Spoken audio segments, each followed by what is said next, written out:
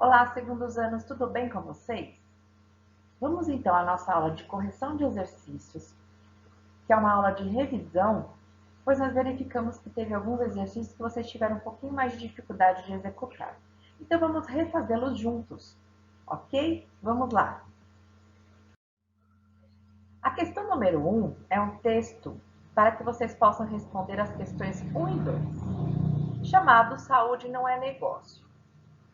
Como o maior complexo hospitalar filantrópico da América Latina, a Irmandade da Santa Casa de Misericórdia de São Paulo atende mais de 10 mil pessoas por dia e 3,5 milhões anualmente. Nos últimos 6 anos, abraçamos o desafio de modernizá-la, ampliando os atendimentos e aprimorando a qualidade dos serviços. Fico orgulhoso em dizer que conseguimos.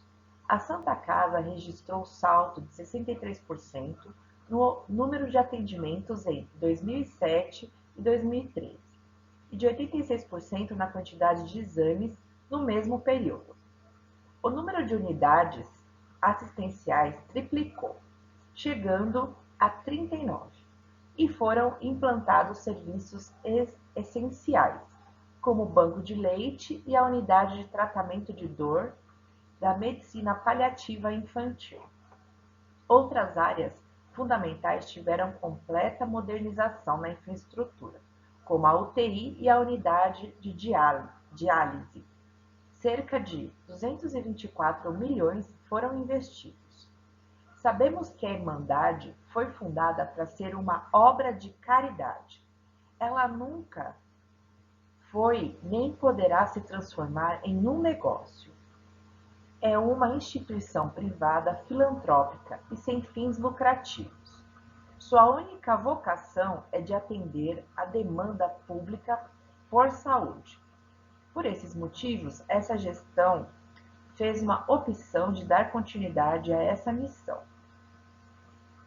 humanitária acima de qualquer coisa. Então, pessoal, pensando no título, saúde não é negócio, né? A gente já remete ao quê? Saúde não é dinheiro, né?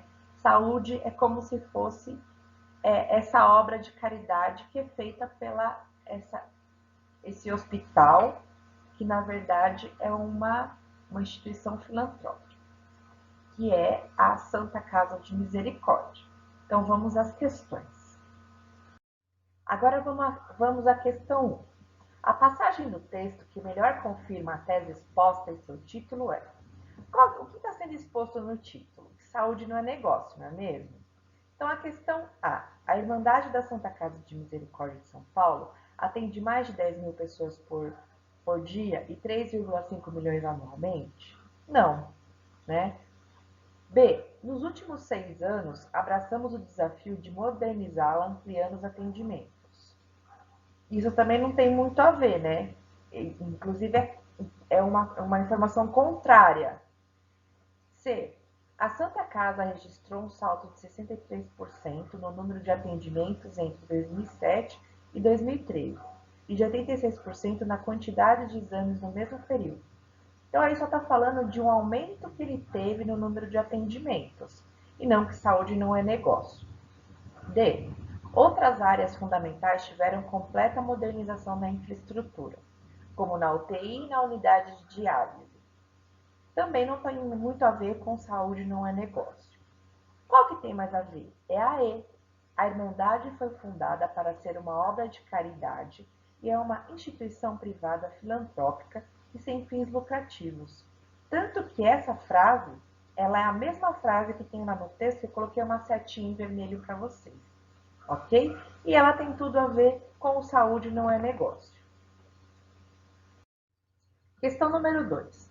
Conforme texto, saúde não é negócio. Embora assentado em dados objetivos, como é esperado nesse gênero de texto, o artigo de Khalil Rocha Abdala, ex-provedor de Santa Casa de São Paulo. A resposta A. Contém marcas de subjetividade que podem aparecer nesse gênero textual? Sim. Por quê, pessoal? No artigo do Khalil, ele realmente tem essas marcas de subjetividade. E que são elas?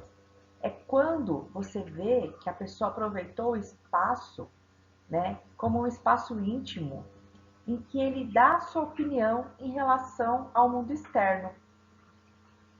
E ele fez isso, né, em relação à saúde. No B, vale-se apenas da função referencial e formativa da linguagem? Não porque tem essas marcas de subjetividade dele. C, adota a emoção para persuadir os leitores que estão demarcados no texto? Não, ele não utilizou de emoção no texto. D, promove uma reflexão metalinguística sobre a saúde pública no Brasil?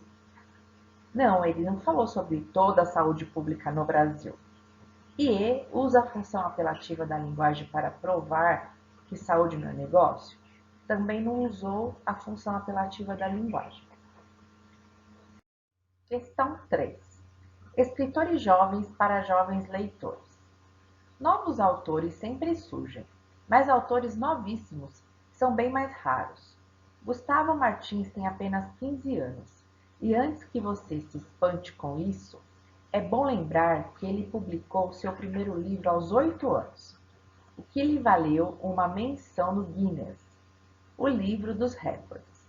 Rodrigo Lacerda, de hoje 29 anos, convenhamos, também é um jovem autor, se comparado, por exemplo, aos medalhões da Academia de Letras. Mas o que interessa mesmo é que ambos fazem ótima literatura. Essas fábulas são a melhor prova disso. Com talento e humor, eles adaptaram histórias tradicionais como A Princesa e o Sapo, Os Três Porquinhos, aos tempos modernos. O resultado foi uma espécie de cyberconto de fadas, onde uma rã transforma-se em uma princesa e casa-se com um metaleiro ou três porquinhos sem terra encaram um lobo latifundiário para manter um espírito edificante. Os autores não abriram mão da famosa moral da história, no final de cada conto. Um exemplo, os Power Rangers podem até vencer o monstrão, desde que ele não tenha um bom advogado. Moderníssimo. Então vamos às questões. Assinale a alternativa que corretamente classifica o gênero do texto lido. A. É uma sinopse, porque é um tipo de resumo comum em jornais e revistas que apresenta um comentário breve de um produto cultural em períodos sintéticos? Sinopse igual sinopse de filme? Não, né, pessoal? B. Resumo, porque apresenta o conteúdo de um livro de forma sintética, destacando as informações essenciais. Também não era resumo de nenhum livro. C. Resenha, porque apresenta uma descrição resumida e uma valorização crítica a respeito de um produto cultural, no caso, um livro. Sim, né, pessoal? Estava falando sobre a valorização crítica, fazendo até uma crítica positiva em relação aos contos que foram modificados aí por esses autores, fazendo uma visão mais moderna. D. Relatório, também não era um relatório. E sumário, também não, porque não tem aquela sumário, aquele que tem os números das capas de um trabalho. Crônica. Texto jornalístico desenvolvido de forma livre e pessoal, a partir de fatos e acontecimentos da atualidade. Conteúdo literário, político, esportivo, artístico, de amenidades, etc. Segundo Moniz Sodré e Maria Helena Ferrari, a crônica é um meio-termo entre o jornalismo e a literatura. Do primeiro, aproveita o interesse pela atualidade informativa. Da segunda, imita o projeto de ultrapassar os simples fatos. O ponto comum entre a crônica e a notícia ou a reportagem é que o cronista, assim como o repórter, não prescinde do acontecimento, mas, ao contrário deste, ele paira sobre os fatos, fazendo com que se destaque no texto o enfoque pessoal, onde entram juízos implícitos e explícitos do autor. Por outro lado, o editorial difere da crônica, pelo fato de que nesta o juízo de valor se confunde com os próprios fatos expostos, sem o dogmatismo do editorial, no qual a opinião do autor representando opinião da imprensa jornalística, constitui o eixo do texto. Então vamos às questões. De acordo com o verbete, que seria esse texto, pequeno texto que a gente leu, o editorial representa sempre o julgamento dos leitores? Não. A opinião do repórter? Também não. A crítica a um fato político? Não foi dito isso. D. A resposta a outros veículos de comunicação? Também em nenhum momento foi mencionado isso. O que mencionou lá que eu destaquei com uma seta em vermelho? O ponto de vista da empresa jornalística. Então vamos às questões. De acordo com o verbete, que seria esse texto, pequeno texto que a gente leu, o editorial representa sempre o julgamento dos leitores? Não. A opinião do repórter? Também não. A crítica a um fato político? Não foi dito isso. D. A resposta a outros veículos de comunicação? Também em nenhum momento foi mencionado isso. O que mencionou lá que eu destaquei com uma seta em vermelho? O ponto de vista da empresa jornalística. Questão 5. Geração do celular. O uso do celular é considerado atualmente o maior entretenimento dos brasileiros. Tem ocupado quase a metade das horas vagas da população e especialistas confirmam que as pessoas estão viciadas.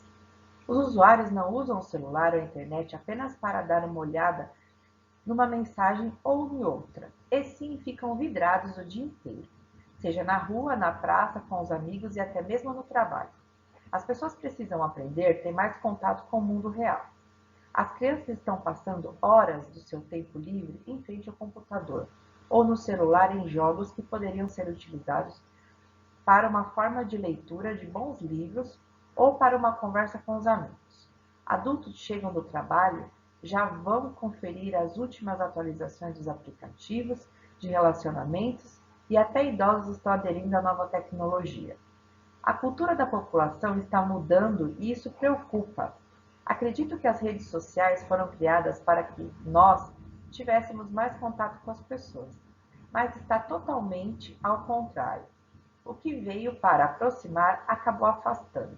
As redes sociais estão fazendo as pessoas antissociais umas com as outras. A comunicação que prevalece é a virtual. E a prática de boas atitudes humanas como bom dia, por favor, são raros. Temos que incentivar as crianças, aos adolescentes e até aos adultos a se desconectarem do mundo virtual para se conectarem ao mundo real. Deixar o celular desligado quando estiver em família. Curtir um passeio sem tantas selfies e dar preferência ao bate-papo olho no olho. São situações que fortalecerão o relacionamento e o amor. Então, última questão, última resposta. A finalidade do texto é A. Informar sobre o avanço das tecnologias? Não. B. Apresentar dados históricos sobre as redes sociais? Também não. C. Apresentar um ponto de vista para convencer o leitor? Sim. Ele apresenta um ponto de vista de que a geração está utilizando demais o celular. E o que trazia para aproximar as pessoas, na verdade, está distanciando. Obrigada por acompanhar, então, essa correção de exercícios.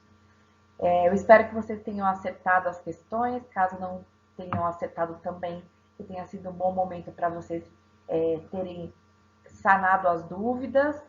E nos vemos, então, na nossa próxima videoaula. Um grande abraço carinhoso. Tchau!